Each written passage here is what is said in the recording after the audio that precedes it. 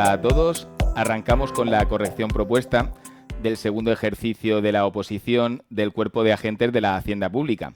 Convocatoria de la oferta de empleo público 2023, celebrado, como todos sabéis, el pasado 1 de junio. ¿Vale?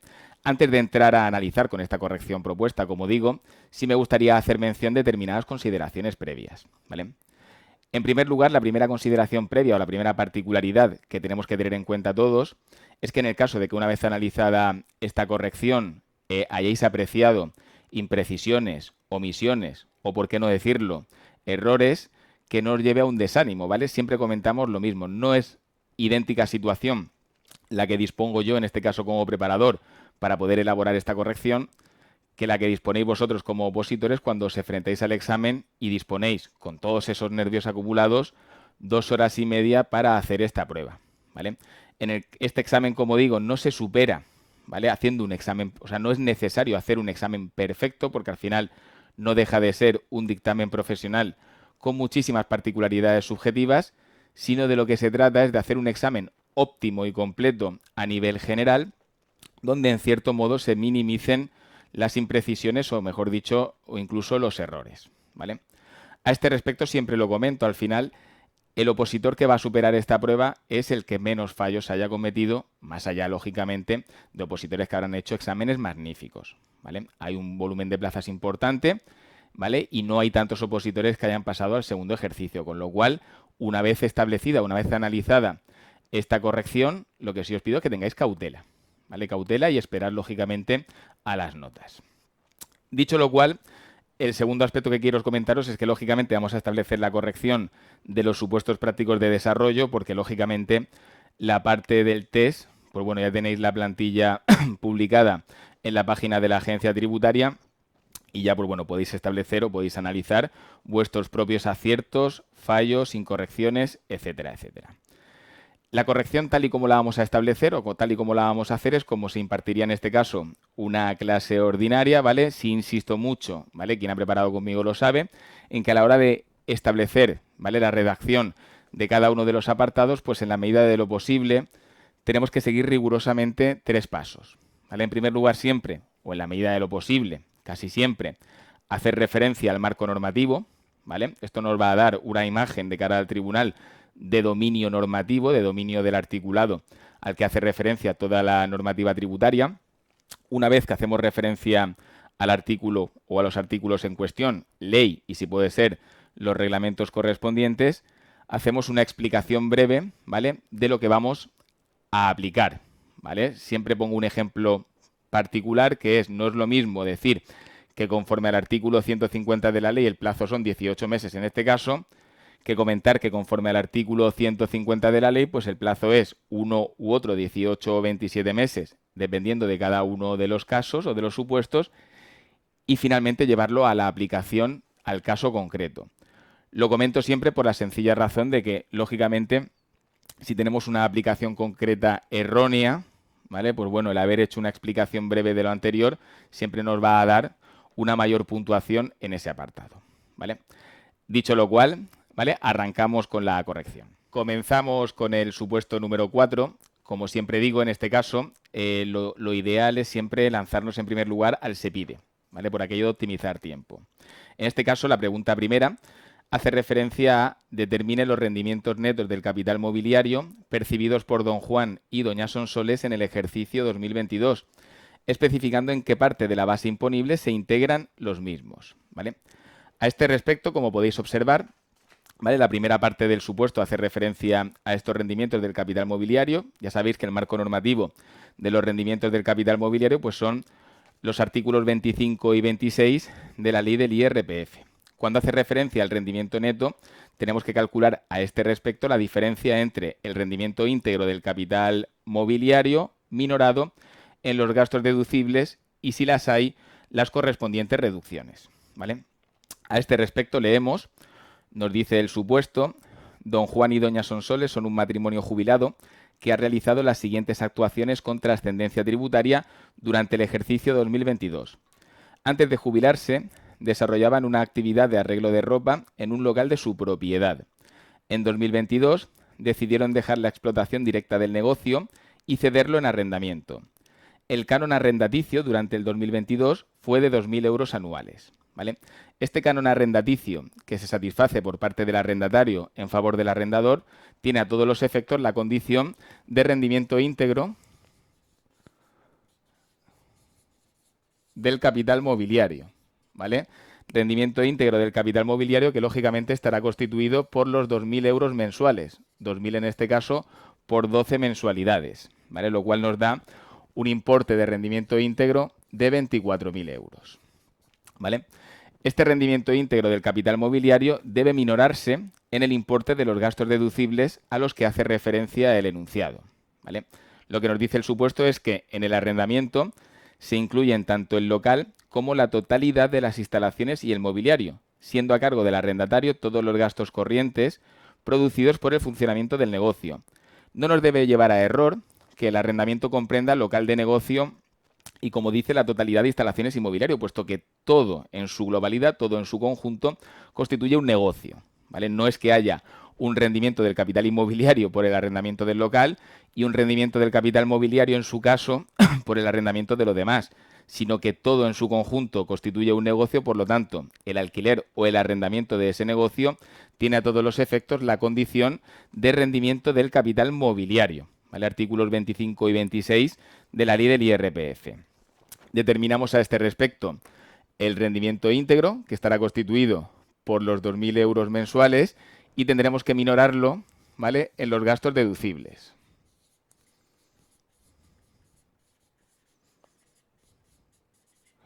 Gastos deducibles que a este respecto nos dice que la amortización del local adquirido en 1990 y destinado desde entonces al negocio de arreglo a la ropa o de arreglo de ropa fue de 1.000 euros en 2022, ¿vale? Por lo tanto, la amortización del local será en este caso el primer gasto deducible. La amortización, en este caso, del local. Nos sigue añadiendo que el resto de gastos satisfechos por don Juan y doña Sonsoles en relación con el negocio de arreglo de ropa durante el ejercicio 2022 pues fueron 1.000 euros de IBI,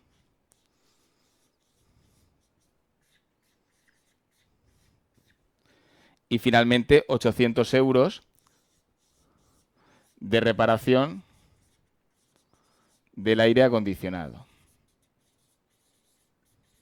¿vale? Como consecuencia de ello, por diferencia en este caso de los 24.000 euros menos los 1.000 euros de la amortización del local, 1.000 euros del impuesto sobre bienes inmuebles y 800 euros de los gastos de reparación del aire acondicionado, esto nos determina, en principio, un rendimiento neto del capital inmobiliario, del capital mobiliario, mejor dicho, de 21.200 euros, ¿de acuerdo? Por diferencia, como digo, de 24.000 euros menos los 2.800 euros, ¿vale? Rendimiento neto del capital mobiliario. A este respecto, lógicamente, según los datos del enunciado, no consta, ¿vale?, que haya reducciones, por lo tanto aplicaríamos 0 en concepto de reducciones, y el importe del rendimiento neto del capital mobiliario estaría constituido por 21.200 euros, ¿de acuerdo? Finalmente nos dice que el arrendatario ha practicado la correspondiente retención a cuenta al efectuar el pago mensual. Esto no tiene incidencia a la hora de determinar el rendimiento neto del capital mobiliario, pero bueno, se puede indicar en este caso que la retención estaría constituida por el rendimiento íntegro, en este caso 24.000, al 19%, que es el porcentaje de retención que se prevé para este tipo de rendimientos. Tenemos que tener en cuenta que a la hora de redactar este tipo de supuestos es conveniente que, si hubiera alguna particularidad, que en este caso no la hay, yo recomiendo a mis alumnos que siempre hagan, al final, intentar resolver esta cuestión en los 5 minutos que siempre se establecen, o siempre decimos que se deben dedicar a cada uno de los apartados. A mi juicio es conveniente, pues bueno, hacer llamadas, ¿vale? En el caso de que haya alguna cuestión que sea particular, pues yo qué sé, pues por ejemplo, imaginad que hubiera que prorratear algún gasto a algún periodo concreto de tiempo, ¿no? Pues bueno, sería conveniente hacer una llamada, ¿vale? Y debajo, en el examen, pues poner la mención correspondiente. Esto, a mi juicio, nos llevaría a una mayor simplificación del mismo, ¿vale? Lógicamente, como nos pide el supuesto que determinemos en qué base se integran estos rendimientos, pues lógicamente, al tratarse de un rendimiento del capital mobiliario, ¿vale?, de los establecidos en el artículo 25.4 de la ley del IRPF se integra en la base imponible general, ¿vale? En rendimientos del capital mobiliario, los establecidos en el apartado primero, segundo y tercero del artículo 25 se integran en la base imponible del ahorro y los establecidos en el apartado cuarto en la base imponible general. Por ello, como digo, estos rendimientos se integrarían en la base imponible general. Continúa el supuesto, ¿vale? Con dos rendimientos del capital mobiliario más, ¿vale? Nos dice que el 10 de octubre del 2007, don Juan y doña Sonsoles suscribieron 10 obligaciones de la sociedad ABC a 20 años por su importe nominal de 1.000 euros más 100 euros de comisiones y gastos. El tipo de interés pactado era del 6% anual, pagadero en el mes de octubre, ¿vale? Esto no entraña mayor dificultad más allá de considerar que se debe entender como rendimiento del capital mobiliario.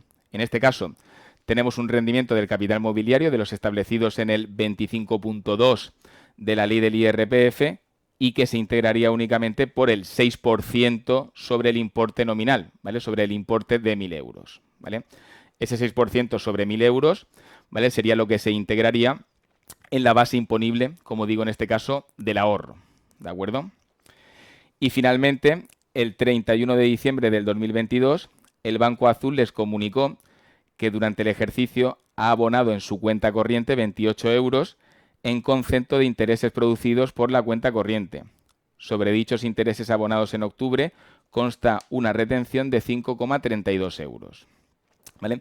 Este tercer rendimiento sí ofrece alguna trampilla, ¿vale? Porque lógicamente lo que nos dice el supuesto, ¿vale? Hay que tener la mente muy fría para caer en esta trampilla, pero bueno, lo que nos dice es que el contribuyente ve en su cuenta corriente un importe de 28 euros. ¿Vale? Lógicamente se entiende que ese importe que el contribuyente ve en su cuenta corriente es una vez descontada la retención. Por lo tanto, lógicamente, como decimos siempre, el rendimiento hay que elevarlo al íntegro, ¿vale? El rendimiento elevado al íntegro estaría constituido por los 28 euros más los 5,32 euros de retención, ¿vale? Que nos da 33,32 euros, ¿vale? A este respecto, pues lógicamente, el rendimiento neto del capital mobiliario, también del 25 de la ley del IRPF, ¿vale? 25.2, estaría constituido por 33,32 euros, ¿vale?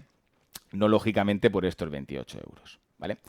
A modo de resumen, lo que decíamos, primer rendimiento sí se integra en la base imponible general del 25,4, los restantes, ¿vale? Se integran, como digo, en la base imponible del ahorro. Pregunta segunda, establece, determine el rendimiento inmobiliario neto reducido, es decir, el rendimiento del capital inmobiliario neto reducido correspondiente al inmueble arrendado al hermano de don Juan durante el ejercicio 2022. Aquí lo primero que tenemos que tener en cuenta, ya sabéis, ¿vale? Rendimiento del capital inmobiliario, marco normativo, artículo 22 al 24 de la ley del IRPF.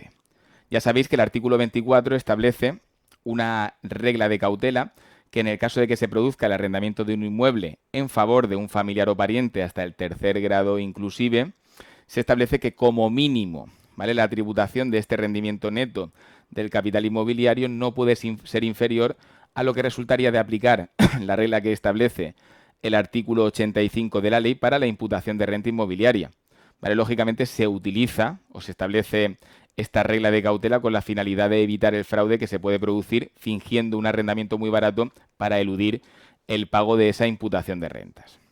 Dicho lo cual, ¿vale? Teniendo claro esta regla de cautela, ¿vale? Leemos en este caso la parte del enunciado que hace referencia a esta cuestión.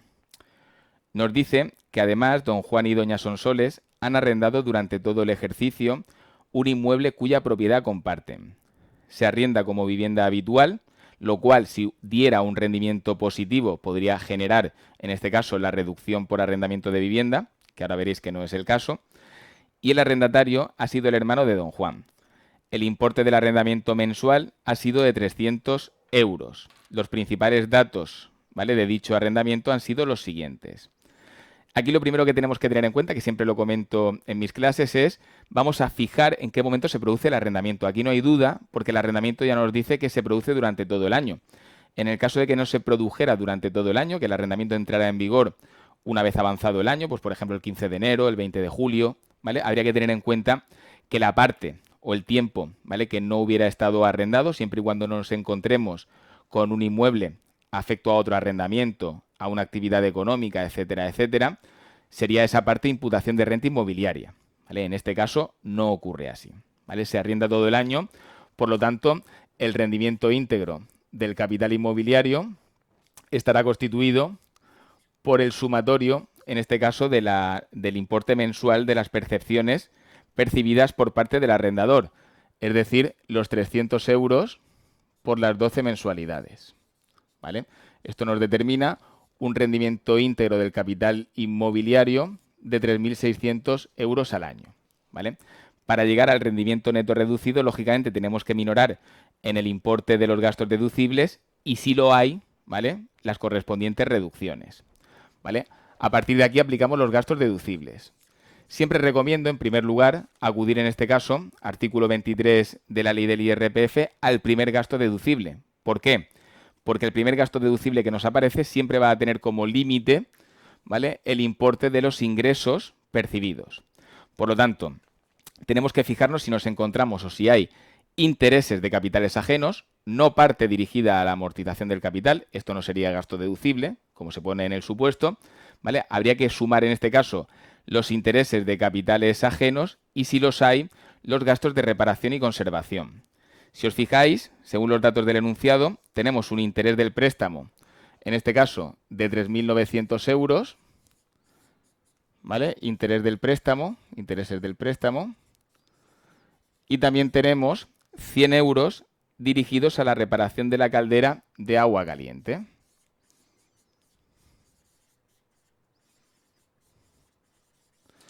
Este sumatorio de gastos deducibles alcanza la cifra de 4.000 euros. Como supera el importe de los restantes ingresos íntegros, únicamente minoraríamos, ¿vale?, 3.600 euros, ¿vale? El resto, 400 euros, no se pierden, puesto que el contribuyente lo puede seguir aplicando bajo estas reglas anteriores en los 4 años siguientes.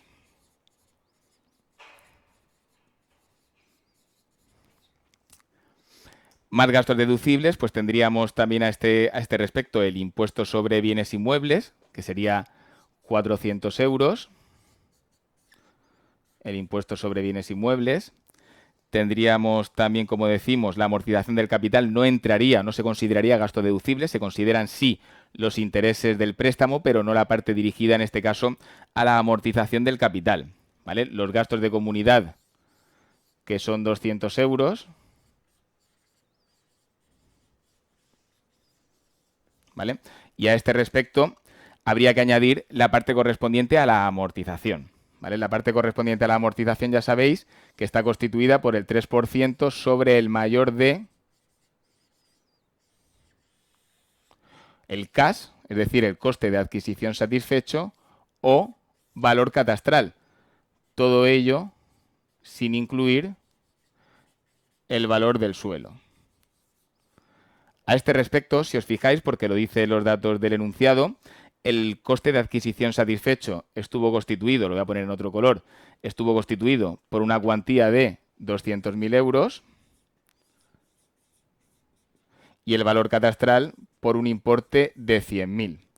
Ojo a la trampa, porque en el supuesto lo que nos pone es que el valor catastral de la vivienda asciende a 100.000 euros, de los cuales 60.000 corresponden al suelo, ¿vale? Tenemos que tener en cuenta que no se incluye el valor del suelo, con lo cual, al no incluir el valor del suelo, tenemos que tomar en proporción a los datos determinados, hacer la comparativa con la parte correspondiente al coste de adquisición satisfecho. A este respecto, si de 100.000 euros, 40.000 euros corresponden al vuelo, se presume que el 40% corresponde al vuelo, ¿vale? Por lo tanto, aquí habría que hacer la misma proporción. Sobre 200.000 euros, únicamente computaríamos el 40%, ya que es la parte correspondiente al valor de la construcción, ¿vale? Por lo tanto, si os fijáis, el 3% sobre el mayor del coste de adquisición satisfecho o valor catastral sin incluir el valor del suelo sería, en resumen, el 3% sobre 80.000 euros, ¿vale? Lo que nos determinaría un importe de gasto deducible de 2.400 euros. Como consecuencia de ello, el rendimiento neto del capital inmobiliario estaría constituido por la diferencia entre el rendimiento íntegro, es decir, los ingresos percibidos por el arrendador, menos los gastos deducibles, ¿vale? El sumatorio de gastos deducibles sería 3.600 euros, más 400 euros, 4.000, ¿vale? Más 200 euros, 4.200 euros, más los 2.400 euros, 6.600 euros. ¿Vale? La diferencia entre 3.600 y 6.600 euros sería un importe de 3.000 euros negativos de rendimiento del netos del capital inmobiliario. ¿Vale? Como podéis observar, nos encontramos con un rendimiento neto negativo, por lo tanto no habría que aplicar en este caso la reducción del arrendamiento de vivienda, puesto que es un rendimiento neto negativo, pero sí, como hemos dicho antes, no olvidaros de que el arrendamiento se produce a un pariente hasta el tercer grado inclusive, en este caso el hermano. ¿Vale? Como en este caso el rendimiento neto es inferior al que resulta de aplicar las reglas del artículo 85 de la ley, aplicaríamos las reglas del artículo 85 de la ley del IRPF, en el que, como nos dice que el valor catastral no ha sido revisado, ¿vale? Pues sería en este caso un 2% sobre 100.000 euros. Es decir, 2.000 euros. A este respecto, el rendimiento neto del capital inmobiliario estaría constituido por la cuantía de 2.000 euros. Apartado tercero. Nos dice, efectúe el cálculo del IVA soportado deducible de la entidad de don Arturo durante el ejercicio 2022, determinando el ajuste al realizar o a realizar al aplicar la prorrata definitiva del ejercicio, siendo aplicable la regla de prorrata general. ¿Vale? Tenemos que tener en cuenta, lo primero, que es la prorrata. Supongo que ya todos lo sabéis. La prorrata se aplica en aquellos supuestos en los que un contribuyente de IVA, un sujeto pasivo de IVA, realiza conjuntamente operaciones que originan el derecho a deducir las cuotas de IVA soportado conjuntamente con operaciones que no originan ese derecho. Es decir, si yo soy un contribuyente que conjuntamente realizo una actividad por la cual me puedo deducir IVA con otra actividad por la cual no lo puedo efectuar, ¿vale? Siempre que no sean, ojo, sectores diferenciados, ¿vale? Procedería en este caso a aplicar la regla de la prorrata. ¿Vale? Digo lo de sectores diferenciados porque en los sectores diferenciados cada sector aplica de forma independiente su propio régimen de deducción. No me enrollo. ¿Cómo funciona la prorrata en el caso de que apliquemos la general? La general funciona de la siguiente forma. Sobre el volumen de ingresos del contribuyente, sobre el volumen de base imponible del contribuyente en vía de los ingresos, sumamos, o en este caso dividimos, ¿vale? En el numerador la parte de las operaciones realizadas de la actividad que origina el derecho a deducir las cuotas de IVA soportado respecto al volumen total de operaciones. Eso nos determina un porcentaje que, redondeado a la unidad superior, es el porcentaje de prorrata.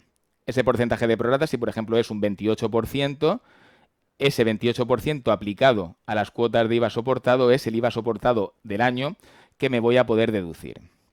Ahora bien, la prorrata especial, aunque no nos lo pide, funciona de forma un poquitín diferente. En la prorrata especial, todos los gastos relacionados con la actividad que origina el derecho a deducir las cuotas de IVA me lo deduzco íntegramente. Las cuotas soportadas relacionadas con la actividad que no originan ese derecho a la deducción no me deduzco nada. Y la parte de los gastos comunes son deducibles en proporción al porcentaje de prorrata general. En este caso, en el supuesto, hacía referencia a la prorrata general. ¿Vale? Ya sabéis que la prorrata general rige, o la prorrata rige por lo establecido del artículo 102 al 106 de la ley de IVA. ¿Vale? En este caso, lo primero que tenemos que hacer es determinar los porcentajes de prorrata, ¿vale? De 2021 y 2022. Nos dice el supuesto que, por su parte, don Arturo, el hijo de don Juan y doña Sonsoles, tiene una empresa dedicada al alquiler de viviendas y locales de negocio y ha realizado durante el ejercicio 2022 operaciones de ambos tipos por las siguientes cuantías. ¿Vale? Alquiler de locales 650.000 euros, alquiler de viviendas 350.000 euros. ¿Vale?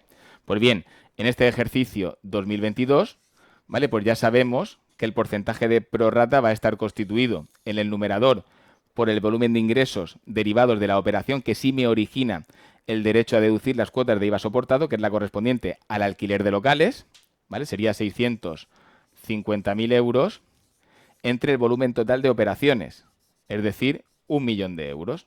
Aquí, lógicamente, el cálculo es sencillo, ya faltaría que en el examen sin calculadora os lo hubieran puesto con decimales, ¿no? Bueno, esto nos determina un 65%. Por su parte, en 2021 el porcentaje de prorrata, ¿vale? Pues en este caso es alquiler de locales 500.000 euros, ¿vale? Entre 1 millón de euros. Esto nos determina un porcentaje del 50%. ¿Cómo funciona la prorrata? Muy sencillo. La prorrata funciona de la siguiente forma. El porcentaje de prorrata que de forma definitiva se determina en el ejercicio 2021 sirve de forma provisional a todo el ejercicio 2022. ¿Hasta qué momento temporal? Hasta que tenemos conocimiento del porcentaje de prorrata de ese ejercicio, que es en el cuarto trimestre. Por lo tanto, en el primer, segundo y tercer trimestre del ejercicio 2022 vamos a aplicar un porcentaje de prorrata del 50%. Y una vez que lleguemos al cuarto trimestre del 2022, como ya conocemos el porcentaje de prorrata definitivo de ese ejercicio, aplicaríamos en este caso el 65%. ¿Qué ocurre? Que en esa misma autoliquidación hay que establecer una regularización de la prorrata deducida en los 3 periodos anteriores conforme a la nueva conocida, ¿vale? Dicho en términos prácticos, pues sería de la siguiente forma. Nos dice que el IVA soportado en 2022 de los gastos correspondientes a los inmuebles, tanto locales como viviendas, ha sido de 40.000 euros en los 3 primeros trimestres. Es decir, que en el 1T más 2T más 3T del ejercicio 2022, el porcentaje, o en este caso la cuantía deducida, ha ascendido a 40.000 euros. ¿Vale? Pues lógicamente, sobre estos 40.000 euros, como aún no conocemos el porcentaje de prorrata de ese ejercicio, aplicamos el provisional, que sería el 50%. ¿Vale? Por lo tanto, se podría deducir por este concepto la cuantía de 20.000 euros. ¿Vale? Una vez que llegamos al 4T, como en el 4T ya conocemos el porcentaje de prorrata de ese ejercicio, nos dice que los gastos son 10.000 euros, pues por lo tanto, la cuantía que el contribuyente puede deducir en el 4T estará constituida por el 65% sobre el importe de 10.000 euros, es decir, 6.500 euros, más el ajuste de los 3 primeros trimestres. Ajuste que en este caso estará constituido, lógicamente, por incrementar en 15 puntos porcentuales la cantidad deducida. ¿Vale? Si el contribuyente en este caso ha deducido el 50% sobre la cuantía de 40.000 euros, cuando le hubiera correspondido un 65%, ¿vale? Pues el ajuste negativo, es decir, la mayor cantidad a deducir, estaría constituida por la diferencia entre 40.000 euros al 50% menos 40.000 euros al 65%. ¿Vale? Esta diferencia, que no es más que 40.000 euros al 15%, nos determina un importe de 6.000 euros. ¿Vale? Por lo tanto, el contribuyente podrá deducir en los 3 primeros trimestres la cuantía de 20.000 euros, en el cuarto trimestre la cuantía de 6.500 euros, más el ajuste de la regularización de la prorrata, incrementando el IVA deducible en 6.000 euros. ¿Vale? Supuesto número 5. En la pregunta cuarta nos dice: determine el rendimiento neto que obtiene doña Julia en el desarrollo de su actividad económica en el ejercicio 2022. Justifique qué ingresos debe incluir en su declaración y qué gastos se puede deducir, determinando en su caso las reducciones que se pueden aplicar al rendimiento íntegro. ¿Vale? A partir de aquí el supuesto, ¿vale?, comienza con doña Julia, que es odontóloga. Ojo a esto, que es una actividad sujeta y exenta de IVA, lo cual va a traer la consecuencia de que el IVA que no se ha podido deducir por realizar operaciones exentas de IVA se considera gasto deducible en IRPF. Ahora lo comentamos, ¿vale? Nos dice que tiene una consulta privada y que para determinar este rendimiento neto utiliza el criterio de devengo para la imputación de ingresos y gastos y el método de estimación directa simplificada. Doña Julia pues está casada en separación de bienes con don Antonio, que trabaja como responsable en el departamento de contabilidad de la empresa ABC. Y los datos de doña Julia son los siguientes. Y a partir de aquí enumera, ¿vale?, una serie de ingresos y gastos. En este tipo de supuestos, por cierto bastante largo, lo que se trata, ¿vale?, lógicamente es establecer una discriminación. Al final ya sabemos que el rendimiento de actividad económica, marco normativo del artículo 27 al 32 de la ley del IRPF, ¿vale?, se determina por diferencia entre los ingresos computables y los gastos deducibles, aplicando en su caso las reducciones que sean de aplicación, ¿vale? Básicamente lo que se trata es de establecer la diferencia entre ingresos computables y gastos deducibles. En el listado establecido, en este caso por parte del tribunal, hay que hacer los correspondientes ajustes, ¿vale? De esta forma, como ingresos computables, ¿vale?, habría que tomar a estos efectos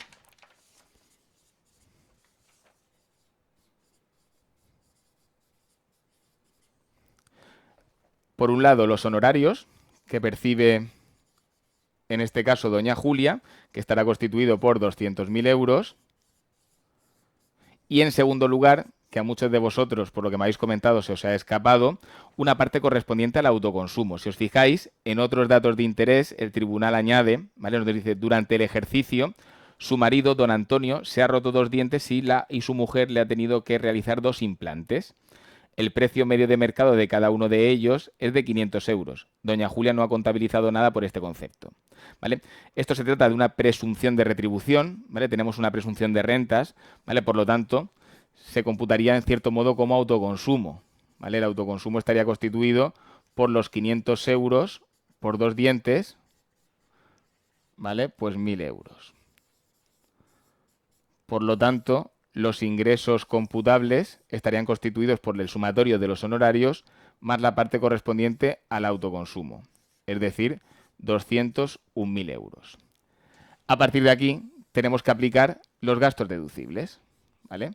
Los gastos deducibles estarán constituidos, ¿de acuerdo?, por la parte correspondiente a los sueldos y salarios, ¿vale? Yo lo que recomiendo en este caso, en este tipo de supuestos, lo comentábamos anteriormente, es hacer el ajuste directamente en la liquidación y hacer llamadas, ¿vale? Pues por ejemplo, si os fijáis en el enunciado, lo que nos pone es que los sueldos y salarios ascienden a 40.500 euros, ¿vale? ¿Qué ocurre? Que no es deducible en su totalidad, porque dentro de estos 40.500 euros hay 500 euros, en principio, que ha deducido por un trabajador, ¿vale?, que es su hijo, que ha trabajado sin estar dado de alta en la Seguridad Social.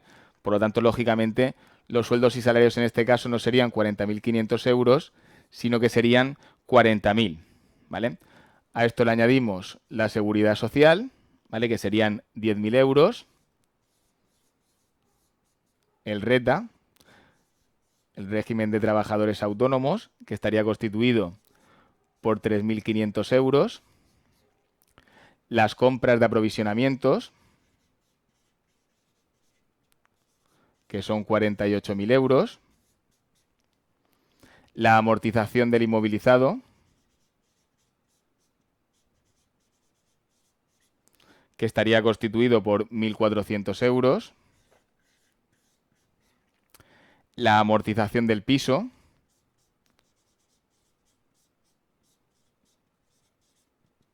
por importe de 3.600 euros,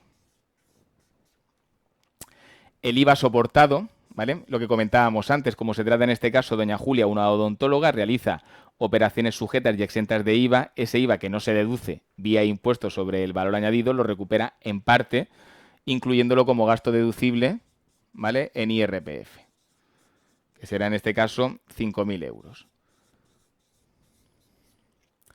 Los tributos no estatales,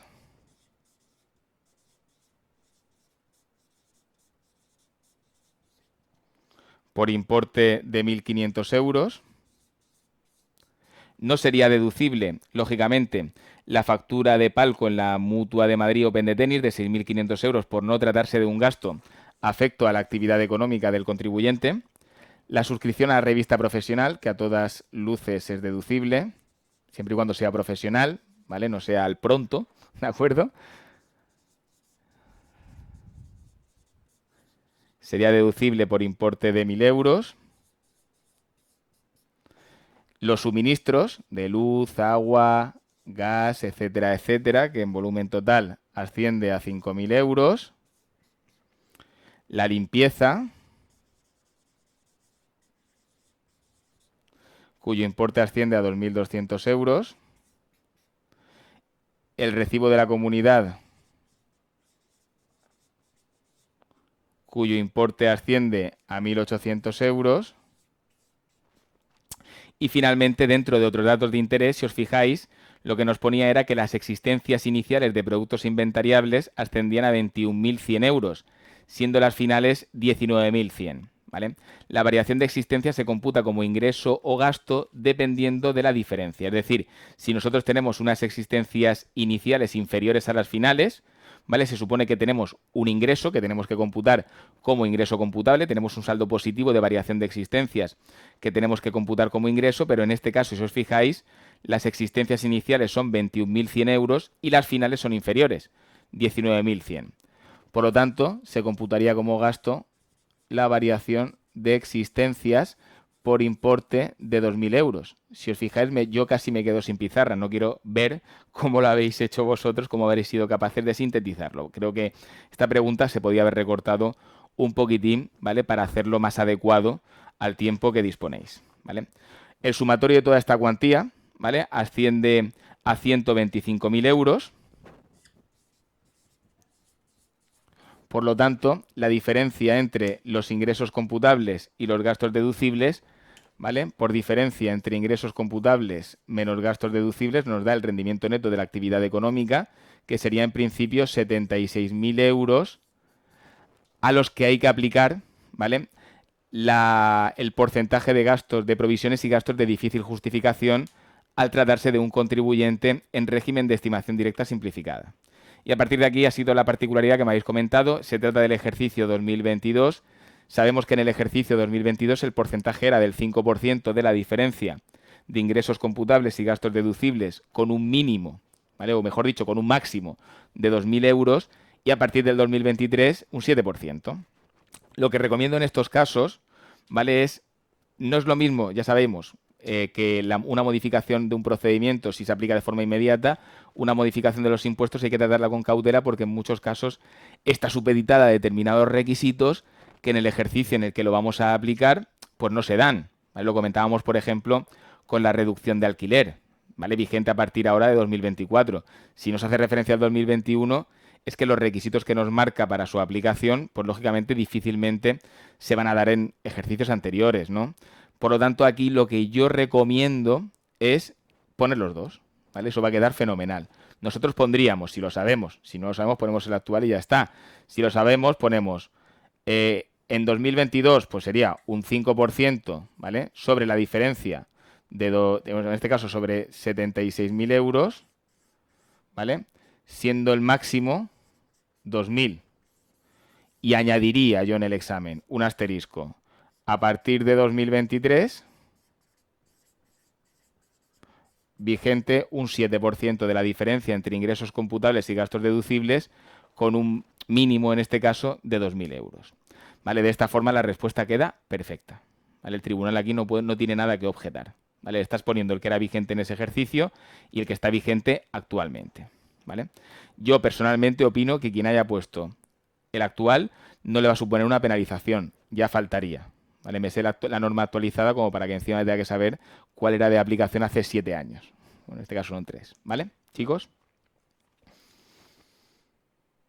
Pues bien, lo que decíamos, aplicando en este caso la diferencia entre 76 y los 2.000 euros de este gasto, ¿vale? Pues nos daría un rendimiento neto de 74.000 euros. ¿De acuerdo? Pregunta número 5. Determine la tributación a efectos del IRPF que corresponde a la venta del inmueble propiedad de doña Julia, afecto a su actividad económica. Importe y calificación del resultado de dicha transmisión, teniendo en cuenta que doña Julia ha amortizado dicho inmueble utilizando el coeficiente lineal máximo de amortización establecido para los elementos patrimoniales usados, es decir, un 3%. ¿Vale? Aquí, si nos vamos al enunciado, ¿vale? Lo que nos dice es que, bueno, que ejerce su actividad en un piso de su propiedad que ha heredado de sus padres en 1995. Dicho inmueble pues ha estado vacío hasta que doña Julia abandonó la clínica dental en la que trabajaba y decidió establecerse por su cuenta. El 1 de enero del 98 inicia su actividad profesional en el piso heredado de sus padres, que quedó afecto a dicha actividad profesional. De acuerdo con los datos del recibo del IBI, el valor catastral son 200.000 euros, de los cuales el 40% corresponde al suelo. Ojo, que esto es valor catastral, no valor de adquisición, ¿vale? Ahora lo comentamos. Nos dice, como su clientela está aumentando, el piso se le ha quedado pequeño y decide venderlo. La venta se realiza el 31 de diciembre del 22 por importe de 250.000 euros. El importe se ha fijado por un tasador independiente. Se satisfacen 25.000 euros a la agencia encargada de la venta y 20.000 euros por el impuesto municipal sobre el incremento del valor de los terrenos, la plusvalía municipal.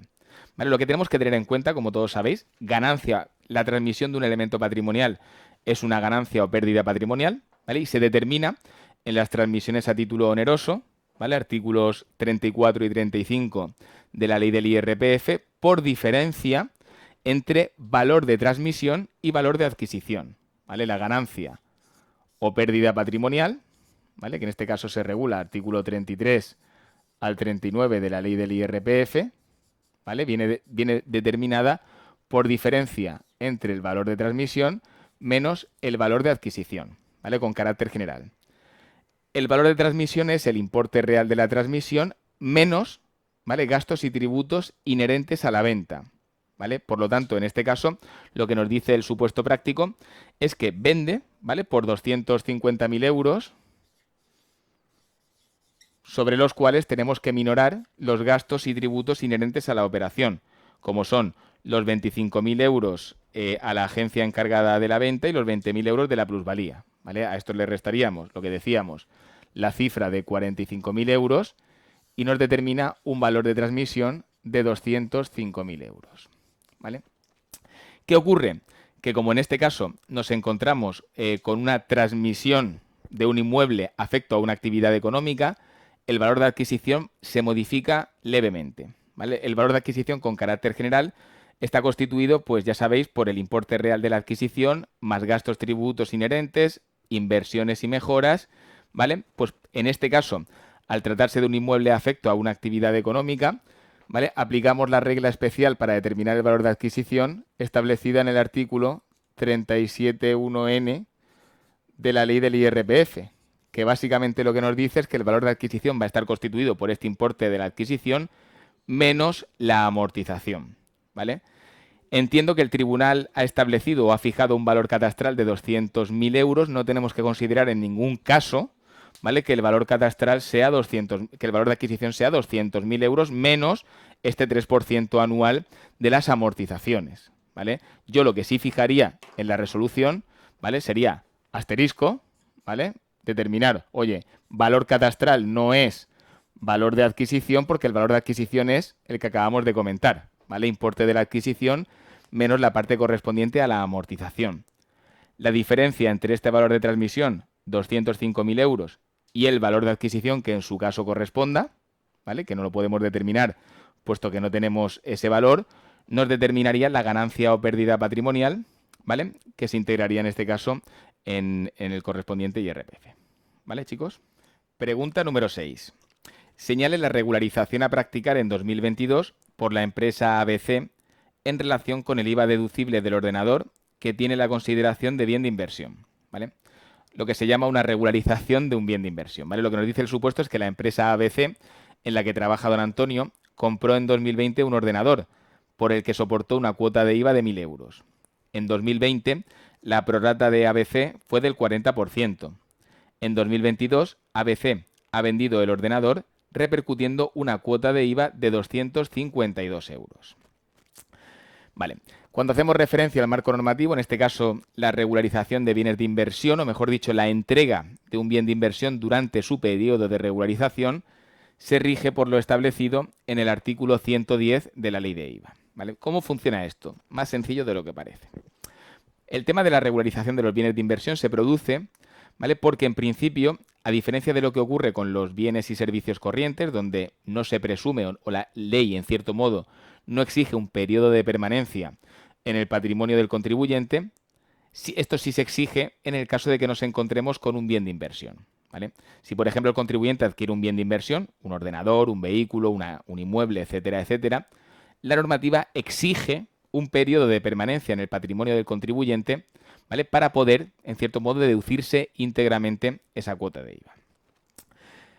La regularización de bienes de inversión, ¿vale? No me voy a parar porque no ha sido pregunta de examen, ¿vale? Se produce, ya sabéis que en principio, para el caso de los inmuebles, pues su periodo de regularización son 10 años y para el caso de los restantes bienes de inversión, su periodo de regularización es de 5.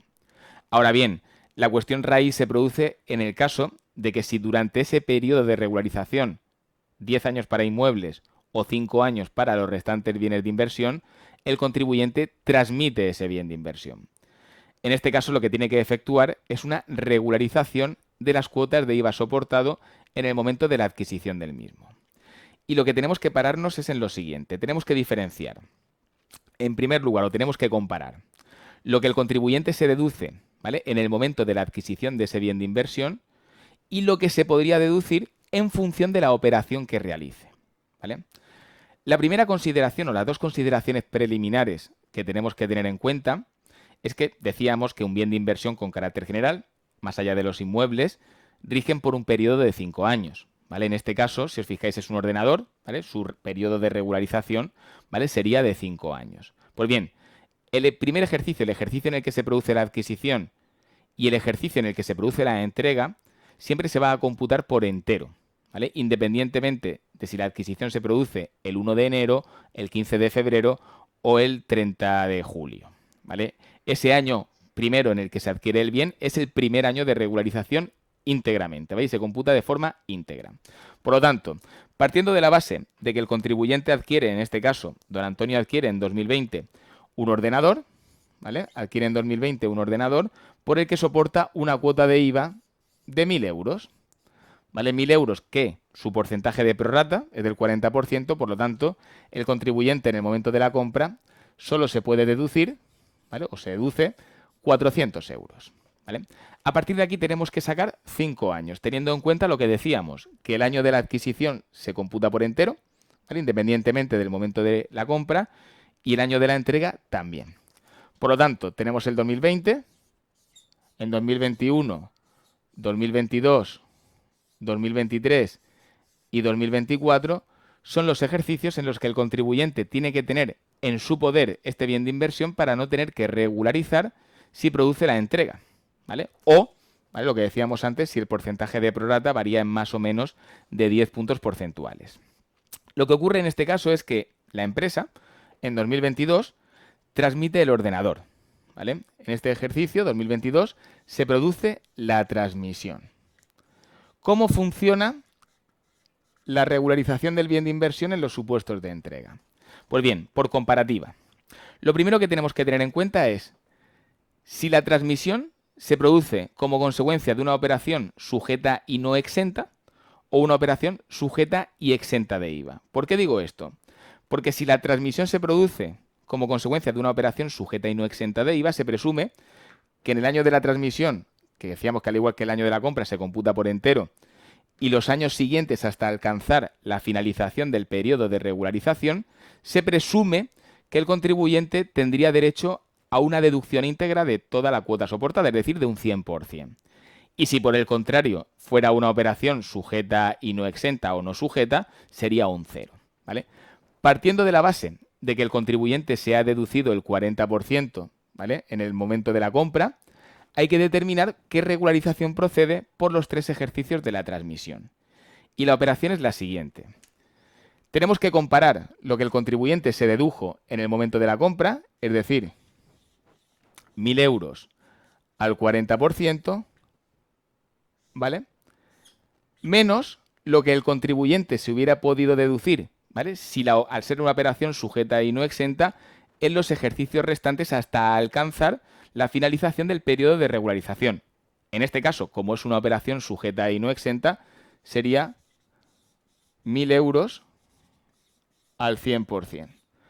Todo esto lo dividimos entre los años de regularización, que como es en este caso un ordenador, son 5, y lo multiplicamos por los años que restan hasta alcanzar la finalización del periodo de regularización.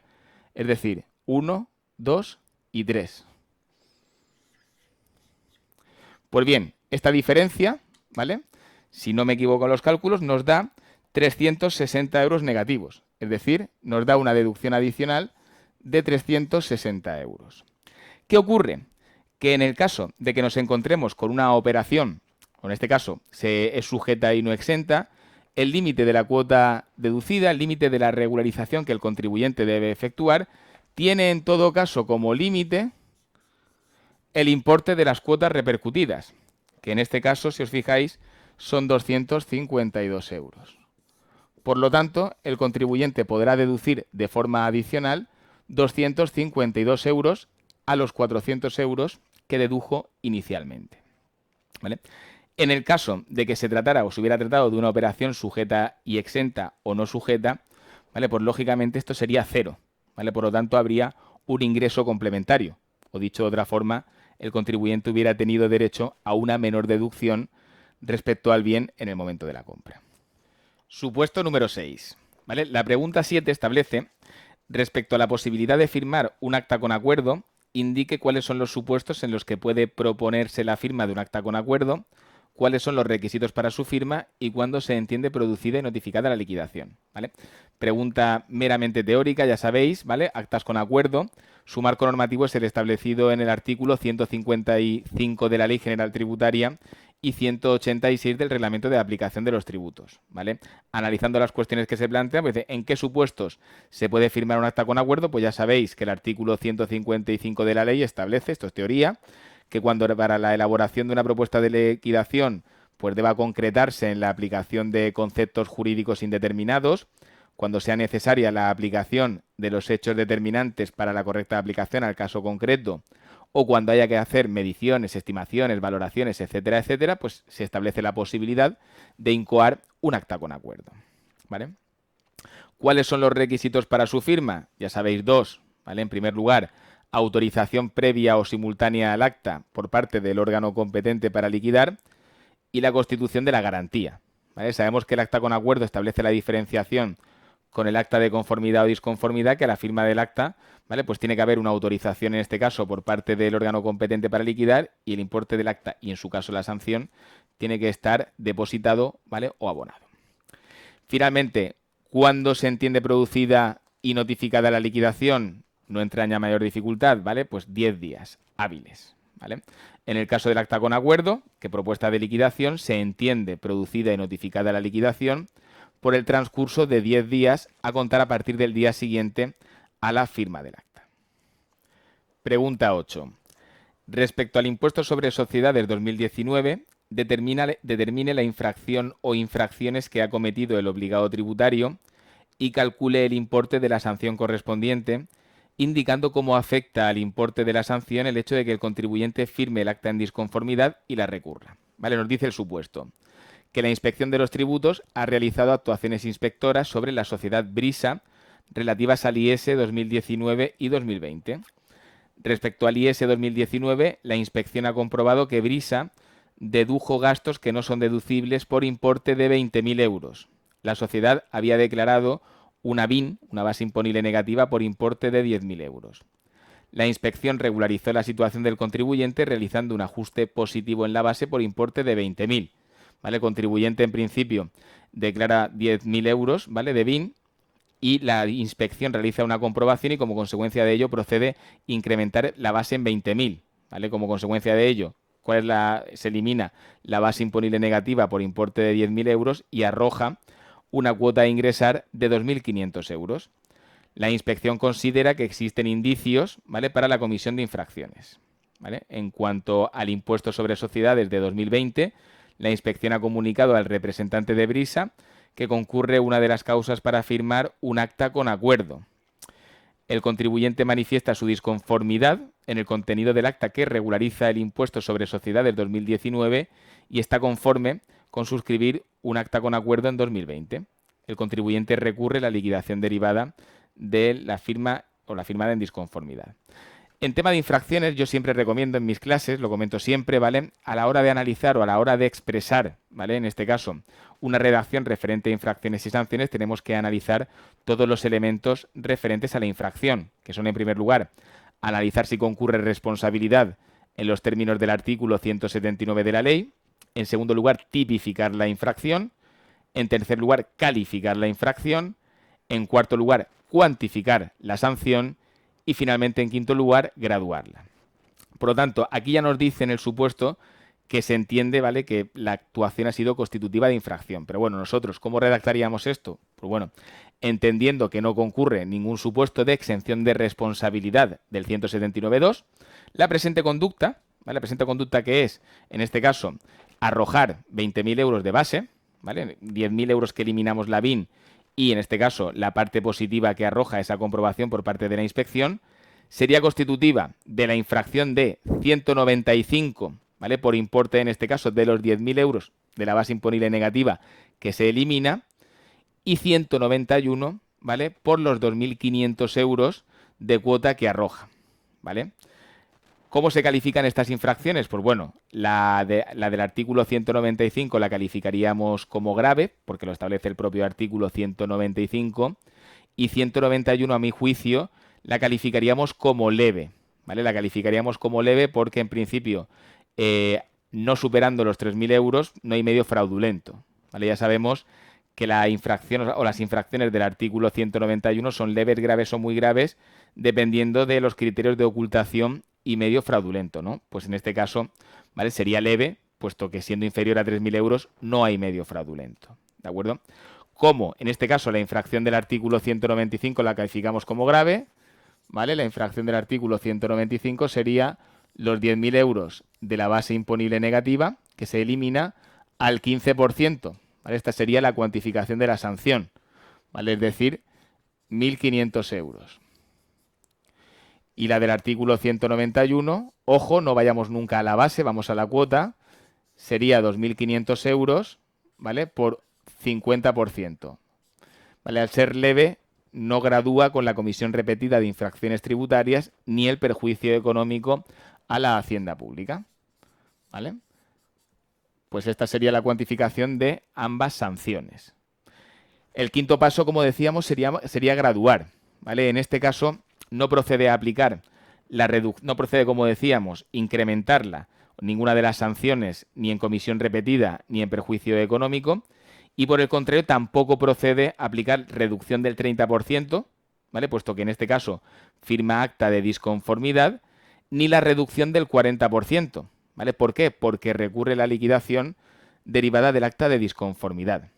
Siempre decimos lo mismo, en primer lugar, para aplicar la reducción del 30 o si fuera un acta con acuerdo del 65, tenemos que mirar el tipo de acta que se incoa. Ha incoado acta de disconformidad, 0% de reducción en la sanción por este concepto. Segundo paso, vamos a acudir conforme al artículo 187 de la ley a ver si procede la reducción del 40%. En este caso, como directamente recurre la liquidación, ¿vale? Pues no procedería tal reducción. Con lo cual, ¿vale? Las sanciones serían de 1.500 euros, artículo 195 y 191, ¿vale? 1.250 euros. Pregunta 9. Una vez notificado al contribuyente el acuerdo de liquidación correspondiente al acta en disconformidad suscrita respecto al IS 2019, indique qué alternativas tiene el contribuyente para recurrir el acuerdo de liquidación y plazos para recurrir, ¿vale? Esta pregunta entiendo que no entraña mayor dificultad, ¿vale? Siempre decimos lo mismo, cuando se notifica una liquidación al contribuyente tiene dos vías, ¿vale? Podemos acudir a la vía rápida, que es interponer directamente una reclamación económico-administrativa contra dicha liquidación, plazo de un mes a contar a partir del día siguiente la notificación de la misma, ¿de acuerdo? O bien, ¿vale? En este caso la REA, artículo 226 y siguientes de la Ley General Tributaria, o bien interponer en primer lugar recurso de reposición en el plazo de un mes, a contar a partir del día siguiente a la notificación de la liquidación, y contra esa desestimación expresa, ¿vale? Si la hay, o presunta, porque transcurre el plazo de un mes para resolver, podría interponer en su caso una reclamación económico-administrativa, ¿vale? Sería un poquito resumir esto haciendo referencia, como decimos, al recurso de reposición, artículo 222 a 225 de la Ley General Tributaria, y la reclamación económico-administrativa del artículo, ¿vale? 226, ¿vale? Al 248 de la ley. Supuesto número 7, ¿vale? Dentro del supuesto número 7, ¿vale? Comprende en este caso, comenzamos con la pregunta 10. La pregunta 10 nos dice, explique motivadamente si los intentos de notificación de la comunicación de inicio realizados en el domicilio fiscal de la contribuyente son válidos. En su caso, ¿cuándo se entendería iniciado el procedimiento inspector? ¿Vale? A partir de aquí, nos dice el supuesto que doña Laura ejerce su actividad profesional como abogada y presenta autoliquidaciones trimestrales de IVA En 2022 decidió iniciar actuaciones inspectoras sobre a doña Laura con carácter general relativas a IVA desde el primer trimestre del 2018 hasta el cuarto trimestre del 2019, ambos incluidos. A partir de aquí se realizan varios intentos. Nos dice que el 19 de abril, pues bueno, se persona en este caso la inspección a las 11 de la mañana en el domicilio fiscal de doña Laura y como no había nadie se deja aviso en el buzón. Con la duda si dicho intento de notificación se entiende iniciado el procedimiento inspector, el día 25 de abril del 22 a las 6:15 se vuelve a realizar un intento de notificación de la comunicación de inicio en dicho domicilio fiscal, donde tras mucho insistir, pues abre la empleada de hogar y recoge tal comunicación de inicio. Y añade, no obstante, aún existiendo dudas de la validez de dicha notificación, pues bueno, la manda a publicar a BOE el 27 de abril del 2022. Esto, de lo cual siempre insistimos en la preparación, referente a la notificación de cualquier acto administrativo, siempre decimos lo mismo, ¿vale? Para que la notificación de un acto administrativo sea correcta, deben conjugarse los requisitos del artículo 110 de la Ley General Tributaria, que hace referencia al lugar donde se puede practicar una notificación, y artículo 111, que hace referencia a la persona legitimada para recoger la notificación, ¿vale? Artículo 110 de la ley hace referencia al lugar para practicar la notificación y artículo 111 a la persona legitimada. Pues bien, tenéis que tener en cuenta que para que una notificación sea correcta, deben conjugarse ambos requisitos, es decir, que el lugar donde se practica la notificación sea válido y que la persona que recoja la misma sea, en este caso, o esté legitimada para ello. Pues bien, el artículo 110 diferencia entre un procedimiento iniciado de oficio y otra instancia de parte. Centrándonos, como dice el supuesto, en un procedimiento iniciado de oficio, ¿dónde se puede practicar la notificación? En cualquier sitio. Domicilio fiscal del contribuyente o su representante, centro de trabajo, lugar de actividad económica o cualquier habilitado a tal fin. ¿Vale? Por lo tanto, como la notificación en este caso se practica en lugar habilitado, el lugar es correcto. Ahora, ¿y la persona? Pues bien, aquí viene un poquito la cuestión. Lo que nos dice el supuesto es que, o lo que nos dice en este caso el artículo 111, es que si la notificación exclusivamente se practica o bien en domicilio fiscal del contribuyente o su representante, en procedimiento iniciado de oficio, o bien en lugar señalado por el contribuyente en la solicitud, en procedimiento iniciado de instancia de parte, ¿quién se puede hacer cargo de la notificación? Al margen del contribuyente o su representante, cualquier persona legitimada que haga constar su identidad. Por lo tanto, previendo que en este caso en la actuación realizada el 25 de abril, porque la del 19 el lugar es correcto pero nadie la recoge, sería un primer intento, partiendo de la base que en este caso en la segunda notificación efectuada el 25 de abril se practica en lugar habilitado y recoge persona legitimada, el procedimiento inspector a todos los efectos se entendería iniciado el 24 de abril del 2022, ¿vale? Referente al IVA primer trimestre 2018 a cuarto trimestre 2019. Es cierto que el supuesto se para aquí, es decir, lo que nos dice el enunciado es, la pregunta que nos dice en este caso el enunciado es, explique motivadamente los intentos de notificación realizados son válidos y en su caso, ¿cuándo se entendería iniciado? Nada habla o nada comenta si es correcta la comunicación de inicio notificado o el objeto de la misma. No obstante, si hacemos una pequeña precisión, ¿vale? Habría que analizar o saber que la notificación de inicio de un procedimiento inspector produce, entre otras consecuencias, la interrupción del plazo de prescripción del derecho de la Administración a determinar la deuda. Por lo tanto, a 25 de abril del 2022, en principio el IVA primer trimestre del 2018 se presenta hasta el 20 de abril, del 1 al 20 de abril del 2018, a 25 de abril del 2022, artículo 66 de la Ley General Tributaria, han transcurrido más de 4 años, con lo cual en principio primer trimestre del 2018 estaría prescrito. Por lo tanto, el objeto de la inspección únicamente podría comprender del segundo trimestre del 18 al cuarto trimestre del 19. ¿Vale? Recordad que en este caso la prescripción, ¿vale?, se determina mediante acuerdo del órgano competente para liquidar, como establece el artículo 189 del REGAT. Dentro de esta misma pregunta, nos pregunta el supuesto, nos dice si el acta de conformidad firmado puede incluir todos los periodos objeto de comprobación, ¿vale? Esto que lo hemos trabajado mucho en clase, artículo 176.3 del REGAT, ¿vale?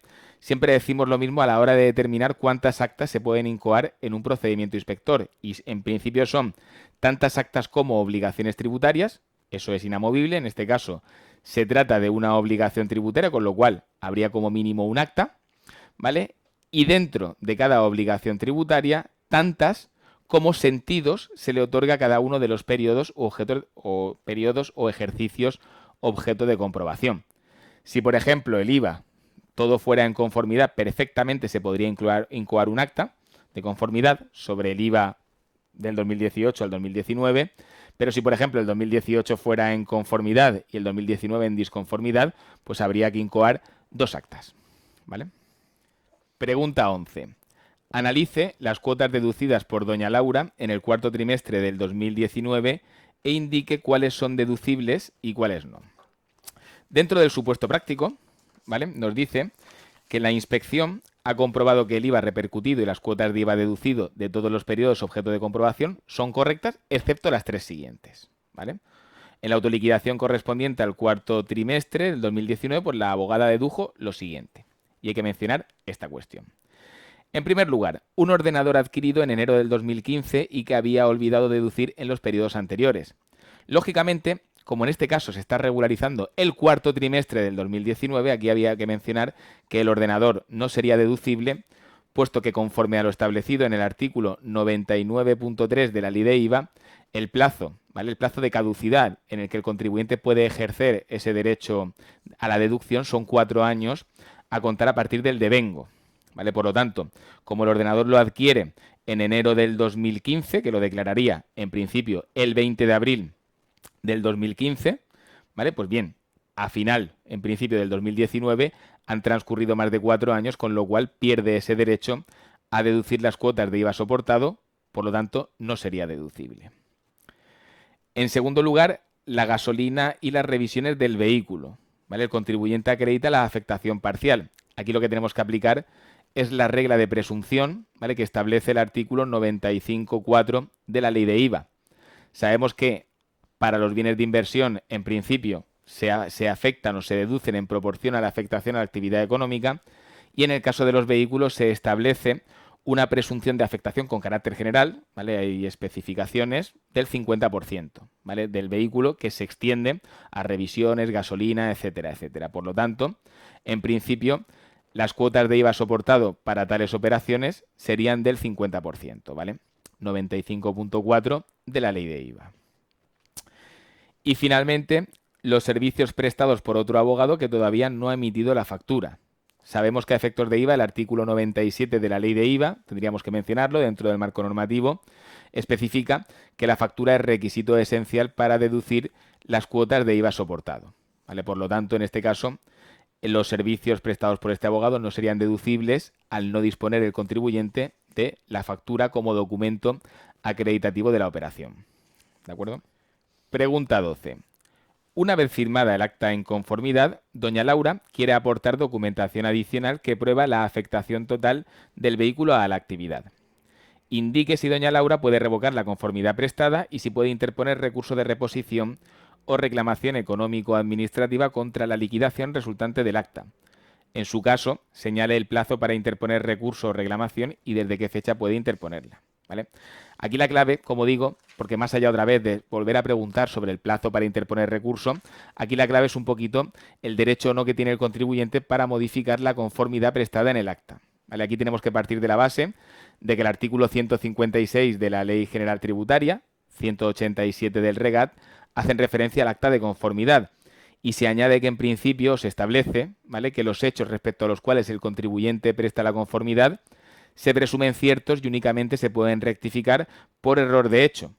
A su vez, 187.4, ¿vale?, que habría que mencionarlo, el obligado no puede revocar la conformidad sin perjuicio del derecho a poder recurrir la liquidación derivada del acta, ¿vale?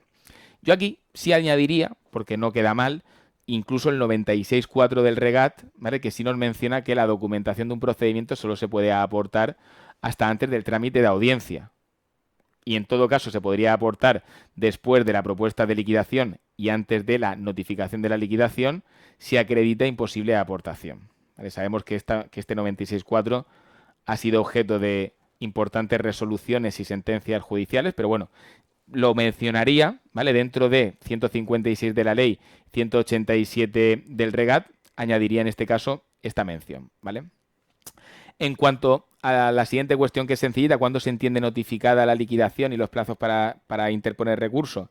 Sabemos que en este caso la firma del acta de conformidad se produce el 14 de noviembre del 2022. Artículo 156 de la ley establece que esa propuesta de liquidación contenida en el acta se entiende automáticamente notificada, salvo que concurra alguna de las circunstancias del apartado tercero del artículo 156 por el transcurso de un mes a contar a partir del día siguiente a la firma del acta, con lo cual nos llevaría al 15 de diciembre del 2022. ¿Vale? Esta es la fecha que tenemos que tomar como referencia, no esta, chicos, muy importante. ¿Para qué?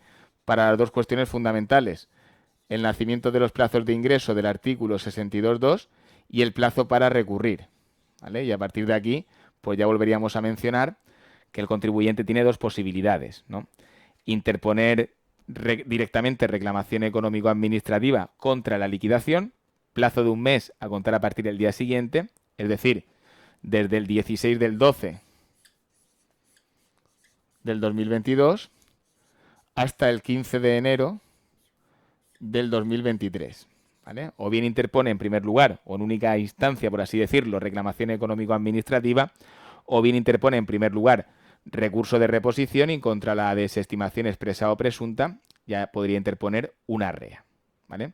Pues un poquito quedaría con esta respuesta. Supuesto número 8.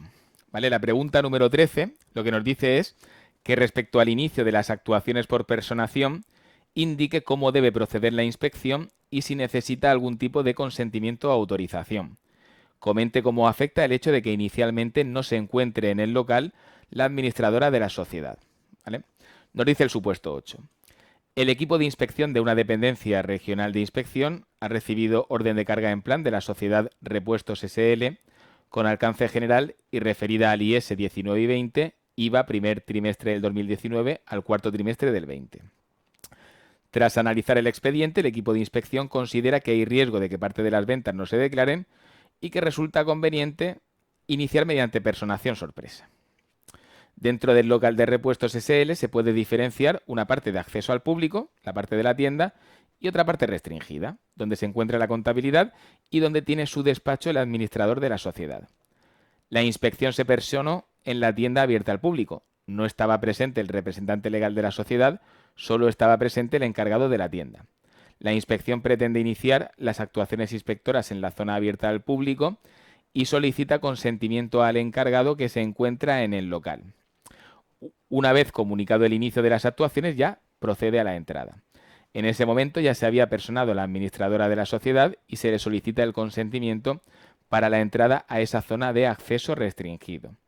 En la tienda, la inspección encuentra unas cajas con albaranes y contratos que desea analizar más adelante. Vale, lo primero, antes de entrar a analizar, es que desde el punto de vista conceptual tenemos que tener en cuenta que una cosa es la notificación de la comunicación de inicio del procedimiento y otra cosa es la facultad de entrada en fincas. Conceptos diferentes, que en una actuación por personación se suelen confundir con bastante frecuencia. En primer lugar, notificación de la comunicación de inicio, 109 a 112 de la ley, presumiendo que la notificación se practica en lugar, 110 de la ley, ¿vale? 110, lugar válido para practicar la notificación, que en principio se podría presumir que es el domicilio fiscal. ¿Quién está legitimado para recoger la misma? Al margen del obligado tributario o su representante, que no estaba presente el administrador, cualquier persona legitimada para ello. Por lo tanto, en primer lugar, se podría hacer mención a esto, ¿no? Que en primer lugar la comunicación de inicio se presume correcta, puesto que conforme a lo establecido 110 y 111, se notifica el lugar y lo recoge persona legitimada para ello. A partir de aquí, activamos, ¿vale?, la facultad de entrada en fincas. La facultad de entrada en fincas, 142.2 de la ley, ¿vale?, lo escribo aquí, 142.2 de la ley, 172 del reglamento de aplicación de los tributos, ¿vale? Y aquí es donde viene un poquitín la particularidad. Tenemos que tener en cuenta que hay que diferenciar entre lo que se considera domicilio constitucionalmente protegido de domicilio constitucionalmente no protegido, o domicilio protegido y no protegido. La parte de la tienda se presume que es un domicilio no protegido. Por lo tanto, conforme a este marco normativo, para acceder a un domicilio no protegido se requiere consentimiento de cualquier persona, no necesariamente del interesado, o en su defecto acuerdo de entrada, lo que era antiguamente la autorización administrativa. Sin embargo, para el acceso a un domicilio constitucionalmente protegido requerimos autorización judicial en defecto de consentimiento del interesado. Ojo a este matiz que es por lo que nos están preguntando. Si queremos acceder al domicilio no protegido, que es la zona de la tienda, bastaría con consentimiento de esa persona que está allí o en su defecto acuerdo de entrada. Y si queremos acceder a la parte restringida, en este caso, pues requeriríamos la autorización o el consentimiento solo del interesado, no nos valdría del trabajador de la tienda o del lugar, o en su defecto autorización judicial, ¿vale? Y ya un poquito pues podríamos mencionar también, ¿vale? El artículo 113 de la ley, ¿vale? Y con esto un poquito quedaría resuelta muy bien la pregunta. Pregunta 14. Indique los requisitos y documentación necesaria para el acceso por la inspección en la zona de acceso restringido. A estos efectos, en este supuesto y dadas las características descritas, se considera que tiene la condición de domicilio constitucionalmente protegido. No lo simplifica, ¿no? Esto es un poquito más de lo mismo que viene o está directamente relacionado con lo puesto en el apartado 13.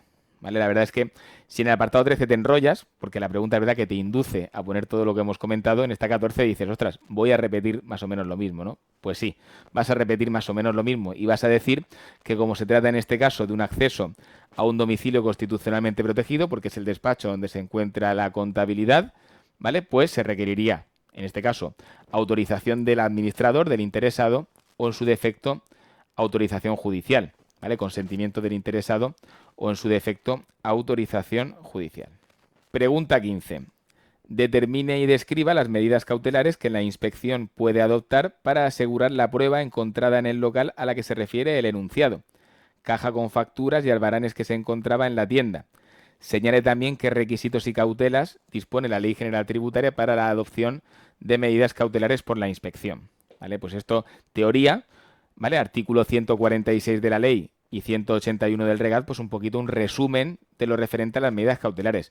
En la preparación siempre hemos hablado de cómo tenemos más o menos que trazar o resumir todo lo referente a medidas cautelares, que sería una definición, ¿vale? Que se pueden adoptar para evitar que se destruyan pruebas, alteren elementos y demás, ¿vale? Y siempre remarcar en qué consisten y las fechas de la adopción, ¿vale? En qué consisten, pues ya sabéis, precinto, depósito o incautación, ¿vale? Se adopta la medida cautelar y a partir de que se notifique esa adopción nacen dos plazos. Plazo improrrogable de 5 días para que el contribuyente alegue, plazo de 15 días para que el órgano competente levante, modifique o ratifique la misma, ¿no?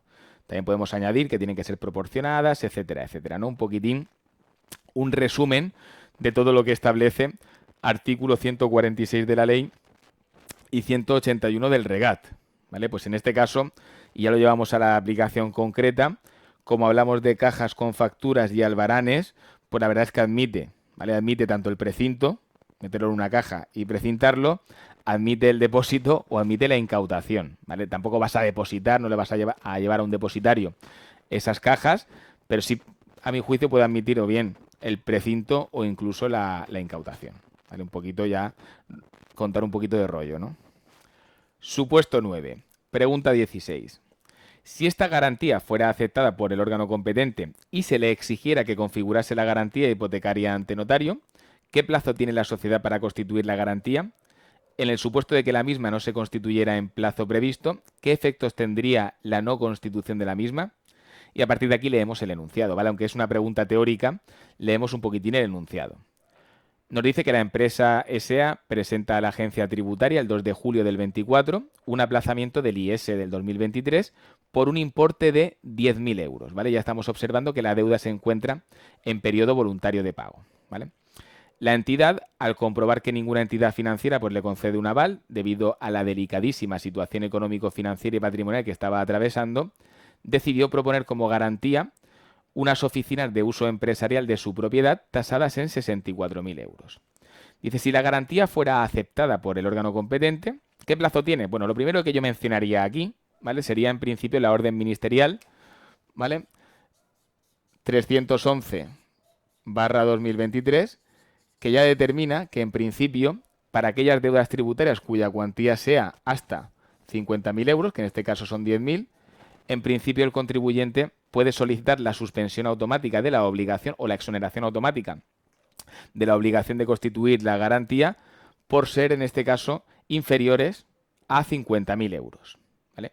No obstante lo anterior, si el contribuyente voluntariamente decide constituir la garantía, pues es libre de hacerlo, ¿vale?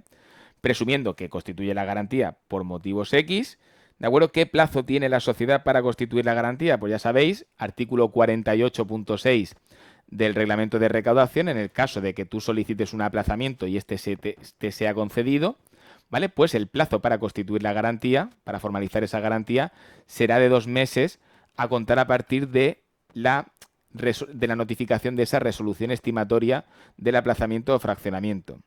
Si no lo concedes, o mejor dicho, si no la formalizas, ¿qué ocurre? Pues bueno, ya sabéis que si no formalizas la garantía en el plazo de 2 meses, las consecuencias son dispares en función de si la deuda sobre la cual estás solicitando el aplazamiento se encuentra en periodo voluntario o se encuentra en periodo ejecutivo. ¿Vale? Aquí presumimos, ¿de acuerdo?, que la deuda en principio se encuentra, sabemos que el plazo de declaración del impuesto sobre sociedades, en este caso era del 2023, es, ¿vale?, del 1 al 25 de julio del 2024. Ya me iba yo al 2025. Del 1 al 25 de julio del 2024. Presenta en este caso el impuesto sobre sociedades del 2023 y aparte la solicitud de aplazamiento. Ya sabemos que como la solicitud de aplazamiento se presenta sobre una deuda que se encuentra en periodo voluntario de pago, la consecuencia es que no nace el periodo ejecutivo, pero no impide que se devenguen intereses de demora desde el día 26 de julio, ¿vale? Posteriormente, lo que decíamos, se notifica resolución positiva, resolución estimatoria, se sigue concediendo un plazo de 2 meses para que el contribuyente formalice la misma. Si no la formaliza, ¿cuál es la consecuencia? Lo mencionábamos antes, como la deuda se encuentra en periodo voluntario, la consecuencia sería el inicio del periodo ejecutivo al día siguiente de los 2 meses posteriores a la notificación de la resolución estimatoria, exigiendo la deuda, es decir, los 10.000 euros, más los intereses devengados desde el día 26 de julio hasta el último día de plazo del último día de plazo de esos 2 meses a partir de la notificación de la resolución estimatoria. Pregunta 17. ¿Qué ocurriría si la sociedad no atendiera el pago del aplazamiento llegado su vencimiento? Contemple las diferentes opciones, teniendo en cuenta que el obligado tributario constituyó la garantía inmobiliaria en el plazo establecido. Pues bien, cuando hablamos de las consecuencias del incumplimiento, es importante que tengamos en cuenta el artículo que hace referencia a las consecuencias del incumplimiento, artículo tremendamente importante, que es el artículo 54 del Reglamento General de Recaudación. No nos vamos a meter en el caso de los fraccionamientos, que es un poquitín más complejo, lógicamente son más deudas, ¿vale? Sino en el caso del aplazamiento. El aplazamiento supone diferir el pago de la deuda. Pues bien, el artículo 54 lo que nos viene a decir es que si se produce el incumplimiento del pago aplazado, lo que tenemos que mirar, lo que tenemos que determinar es si la deuda se encontraba en periodo voluntario o en periodo ejecutivo cuando se solicitó el aplazamiento. En el presente caso, como se trata de una deuda que se encontraba en periodo voluntario cuando se solicitó el aplazamiento, la consecuencia sería el inicio del periodo ejecutivo respecto a esa deuda. ¿Vale? Tenemos que tener en cuenta que si nosotros solicitamos en este caso el aplazamiento de una deuda, ¿vale?, de aquí a aquí, ¿vale?, aquí estamos solicitando, imaginad, el aplazamiento de 10.000 euros más los intereses que se deriven del propio aplazamiento. Pues bien, conforme a lo establecido en el artículo 54 del reglamento, si llegado el vencimiento no paga, esa deuda entra en ejecutiva. No se produce la ejecución de la garantía de forma automática, ¿vale? Entra en ejecutiva. Una vez que entra en ejecutiva, se le notificará al contribuyente la providencia de apremio, ¿vale? Se le concederá el plazo del artículo 62.5 de la ley y una vez que finalizado el plazo del artículo 62.5 de la ley, el contribuyente no haya abonado el importe de la deuda más los correspondientes recargos del artículo 28, Cuando entre esta deuda, en este caso en fase de embargo, es cuando se procedería a la ejecución de la garantía conforme a lo establecido en los artículos 168 de la ley y 74 del reglamento.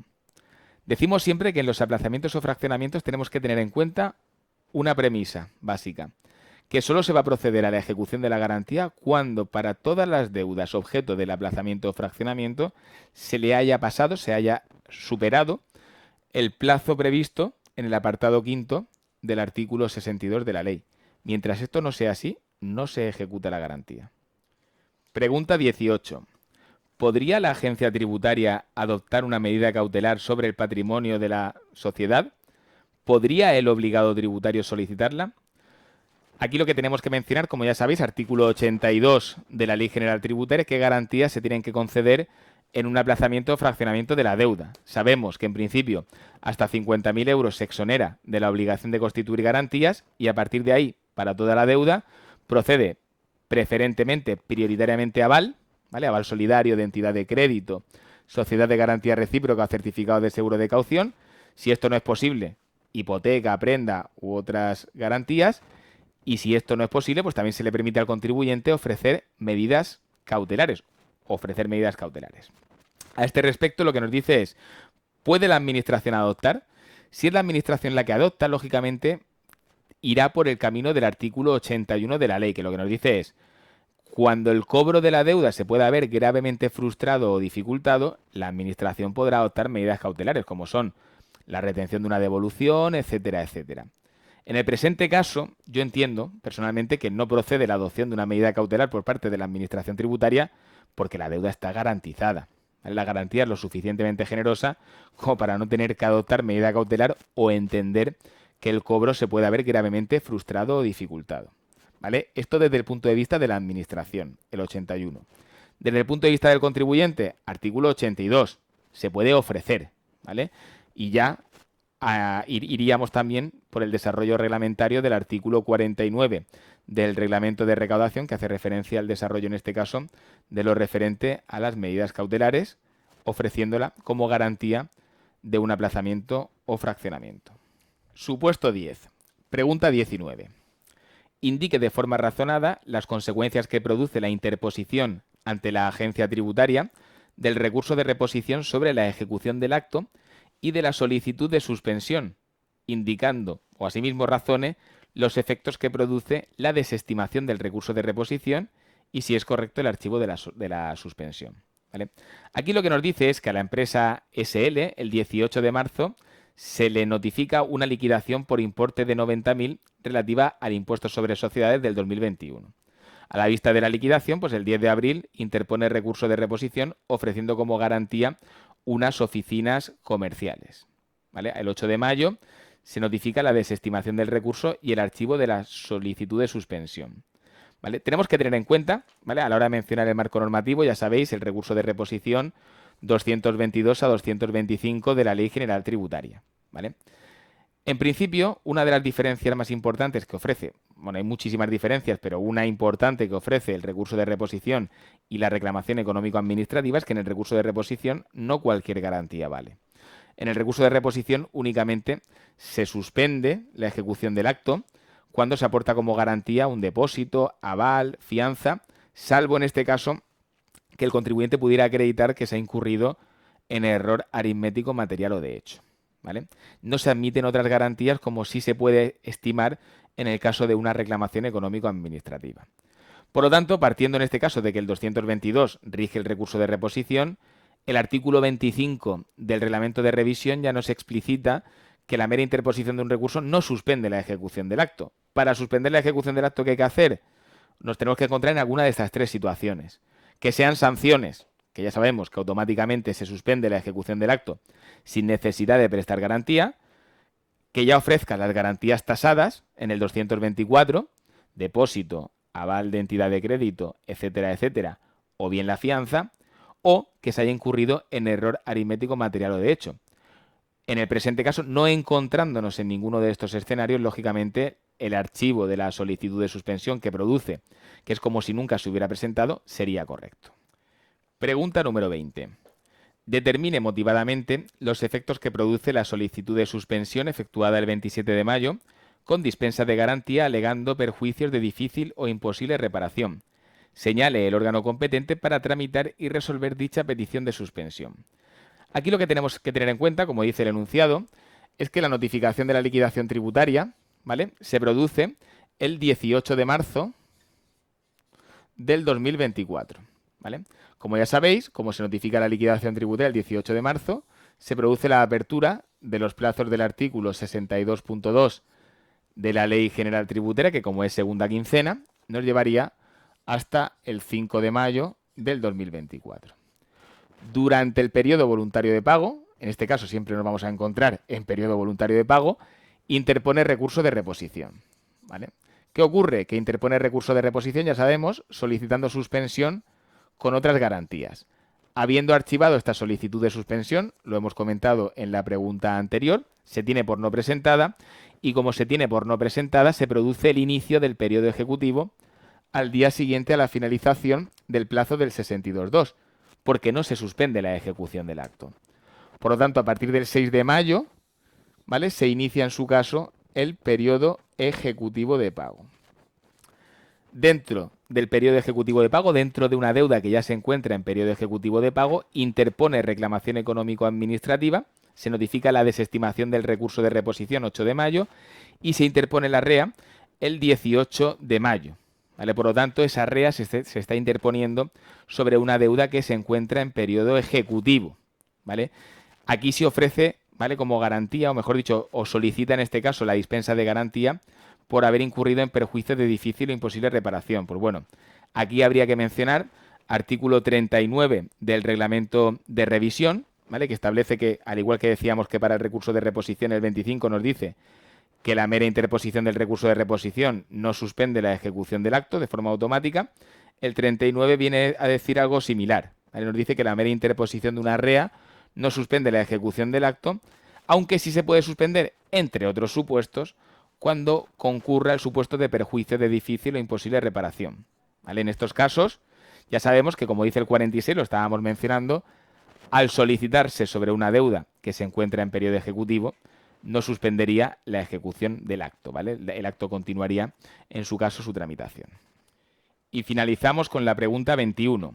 Nos dice: justifique si la resolución del recurso de reposición puede ser objeto de REA y los efectos que se producen con carácter general por la interposición de una reclamación económico-administrativa en relación con la ejecución del acto impugnado, indicando cómo se puede proceder a la suspensión del acto, ¿vale?